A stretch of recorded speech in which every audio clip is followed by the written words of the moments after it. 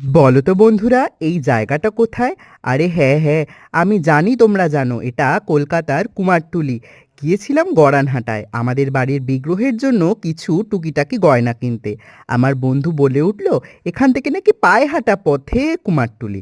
তাই নিজের মনের ওই সুপ্ত লোভটা আর আটকে রাখতে পারলাম না বন্ধুরা, চলে গিয়েছিলাম গড়ানহাটায়। ওই সামনের মূর্তিটা দেখেছো? ওটা খুব সুন্দর ছিল। আমার ফোনের ক্যামেরাটা খুব একটা ভালো না, তাই আমি খুব একটা ভালো করে ক্যাপচার করতে পারিনি। আর এই ঠাকুরটা দেখো, আর এই যে মূর্তিটা দেখলে না, এটা নিশ্চয়ই মান্না দে, আমার আন্দাজ। তোমরা বলো কে হতে পারে? এত ঠাকুর আমি জীবনে প্রথমবার দেখলাম। হ্যাঁ বন্ধুরা, প্রথমবার। আমি কোনো দিন কুমারটুলি আসিনি।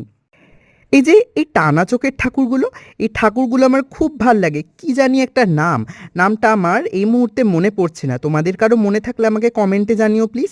আর এই ঠাকুরের চোখগুলো এত অপূর্ব ছিল, আমি না পেরে ক্যামেরা একেবারে সামনে নিয়ে গিয়ে ফটো তুলেছি, ভিডিও করেছি।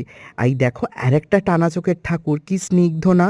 এত সুন্দর এত ঠাকুর আমি প্রথমবার দেখলাম। সামনেই বসন্ত পঞ্চমী, সবাই অঞ্জলি দেবে তো।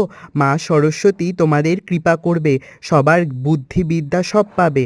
আর এই দেখো আরও কত ঠাকুর। এটা অচিন্ত বসাক মশাইয়ের স্টুডিও। আর এই দেখো এই ঠাকুরগুলোর গয়না, গয়নাগুলো যেন চোখ ধাঁধিয়ে যাচ্ছে। আরও কত মাটির ঠাকুর দেখলাম, যাদের মাটির পোশাক, কিন্তু তাদের চোখের মধ্যে যে স্নিগ্ধতাটা, তা যেন একেবারে আকস্মিক এক দেবপ্রভা ছড়িয়ে পড়ছে চারিপাশে। সবাইকে সরস্বতী পুজোর শুভকামনা রইল। সবাই ভালো থাকবে।